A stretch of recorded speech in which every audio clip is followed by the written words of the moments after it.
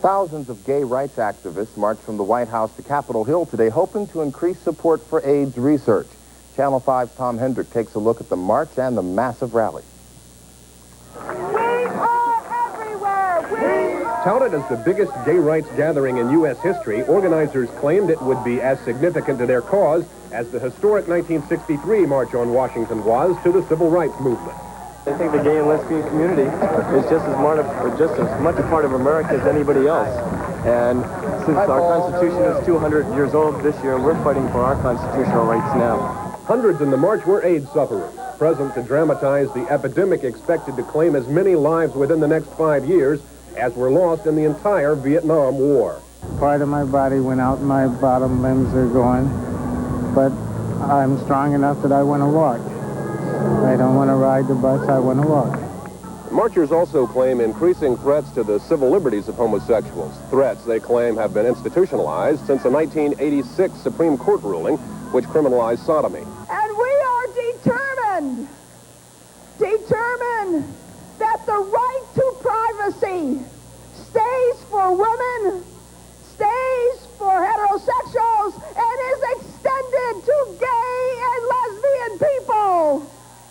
Speakers claimed responsibility for helping defeat the nomination of Judge Robert Bork. And movie stars joined in the attack on the Reagan administration for funding weapons rather than a cure. It's our money, and they have to spend it on us now. No more bombs. We need hospitals. How long to wait for help?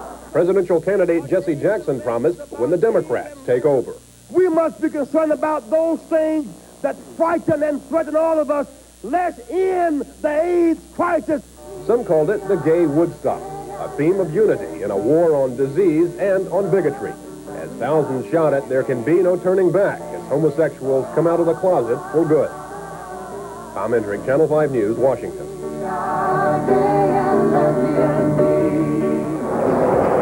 This is Jan Smith. Friends and families of AIDS victims displayed a huge quilt on the Capitol Mall today as a memorial to those who have lost their lives to the deadly disease. The quilt is a collection of almost 2,000 patchwork panels, each bearing the name of an AIDS victim. Liberace and Rock Hudson are part of the patchwork, which includes panels from 48 states. It's very, very moving, but mostly it's pretty devastating. And there's more. The quilt says too many have died. Too many. Hundreds of other names will be sewn on before the quilt is taken on a cross-country tour. This man made 4 panels in honor of his friends. Now he has learned he has AIDS himself and says the quilt encourages him. I know that I don't have to face this disease alone. The quilt is also a message to the government, urging officials to do more to combat the fatal disease. I'm very angry that so many people have had to go without our government doing anything about it.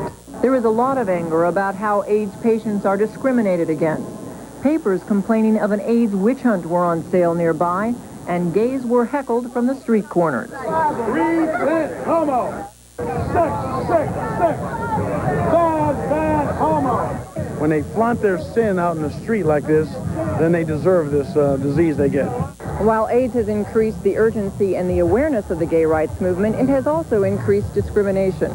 The National Gay and Lesbian Task Force says reports of anti-gay violence have doubled. Homosexuals now face more fear and paranoia in the community than ever before, and this quilt is one of their ways of countering that. Jan Smith, Channel 5 News. Gay supporters found something they didn't like even before they got to the White House today. They spotted a metro attendant at the Alexandria King Street station wearing rubber gloves. This prompted a call to metro officials who said they didn't know why the employee was wearing the gloves, but they did say he would be questioned about the event later this week. And 500,000 gay and lesbian activists converged on the mall today. They came to demand an end to discrimination against gays and to push the government to do more to find a cure for AIDS. Activists say the AIDS crisis has led to an increase in violence and discrimination against homosexuals. Before they marched, the activists stopped to memorialize friends killed by AIDS. News 7's Kathy Wolf was on the mall with them this morning. The ceremony began at dawn. 2,000 panels were unfolded to form a giant quilt. It was a tribute to the people who have died of AIDS. Michael O'Connor, Louis Pionki, Bill White, Jaden Young. The 6 by 3 foot panels formed a patchwork of memories, each a labor of love. They were made by family members and friends from all over the country and pieced together in California. The display covered an area equal to 2 football fields on the mall.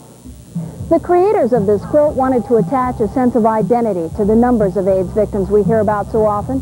From the way these panels are designed, it's obvious that some of these people touched a lot of lives. If you've ever seen a Disney home video, Richard Freed probably had a hand in it. His sister made this panel. He won a national award for his video, Too Smart for Strangers, to teach little kids to say no to people if they didn't know. He put their video departments on the map. Richard Freed died at the age of 34. His sister thinks this quilt lets people know he was someone to care about. This spring, after more panels are added, the quilt will be taken on a national tour. In each of the host cities, it will be used to raise money for people in that city with AIDS.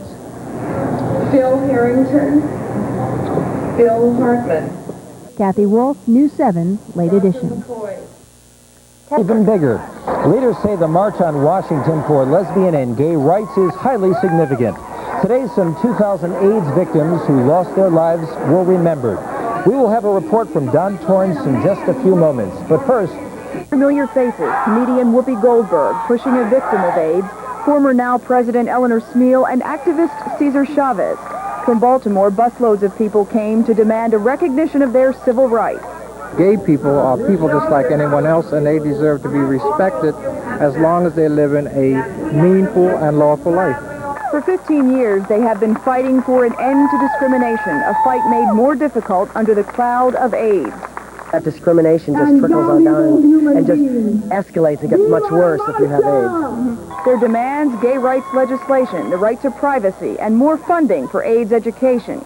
Our state and national leaders must be convinced that if they're not willing to spend the millions of dollars needed for education and research today, then they're going to have to pay the billions and billions of dollars for care and treatment in the very near future. But while the underlying theme of the Gay Rights March on Washington has been mostly political, there was also an emotional side being played out here a few hundred yards away from the Capitol. In front of the monument, a massive patchwork quilt with the names of over 2,000 people who have died of AIDS.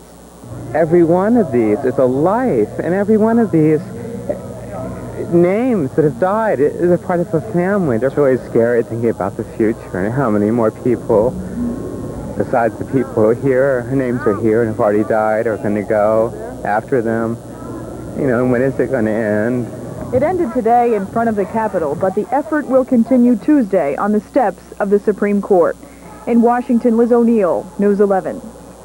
well, there's a debate over the crowd size. Took part in today's march and rally. Included among them were hundreds of people with AIDS. Don Torrance reports.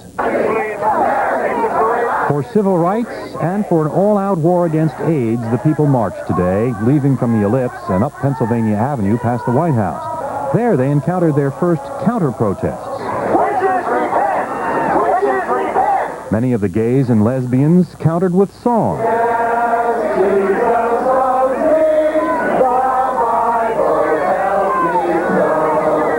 Onto the mall just under the west front of the Capitol they marched. There, the rally began even before the last of the long line of marchers had left the starting point. The thousands heard from people with AIDS. Oh, I finally had the courage to say loud and clear, I'm gay and I'm proud. I'm gay and I'm proud. And from celebrities with a cause. Actress-comedian Whoopi Goldberg appealing for compassion for children with AIDS. When those children's houses were burned down in Florida, Mr. Reagan, did you send them a letter of condolence? Did you tell them what happened to them was wrong and that is not the American way? And there was always music. Now the world is full of lovers and friends, every town, city, and land. There are gay people working for peace on this earth. Together we'll take a stand. The day grew cloudier and cooler, and the people with AIDS began to get cold, so District Health Commissioner Reed Tuckson got them blankets from city emergency shelters. As darkness grew, the event's headline speaker appeared. The Reverend Jesse Jackson had just announced his formal candidacy for president yesterday, and he found a warm reception waiting for him here. America is not a blanket, all one color, of uncut cloth, all red, or white, or blue.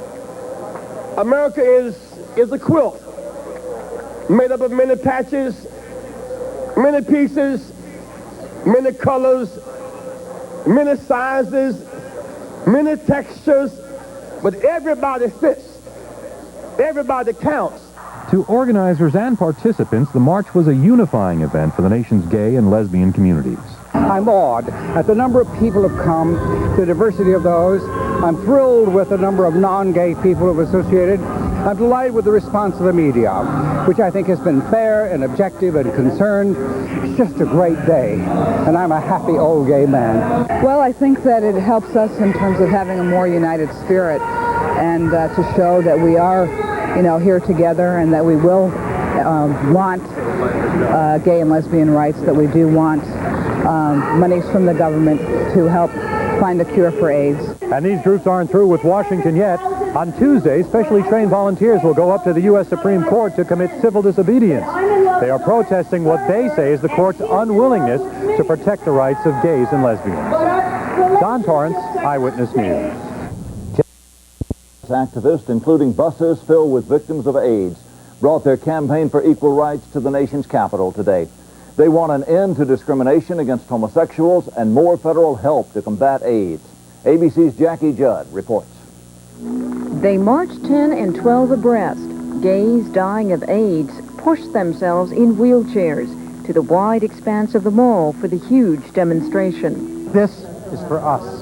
This is for us to get together to remember that we are powerful and we are strong. The only way that oppression against gay people will stop is if we come out of the closet. And they say it will end if Congress passes civil rights legislation banning discrimination against homosexuals. Gay people are exactly like everybody else, tall and short and young and old and black and white. And for society to differentiate gay people from straight people just doesn't make any sense. The civil rights issue was overtaken at the rally by the AIDS crisis striking the gay community. Speaker after speaker called for more money and more research.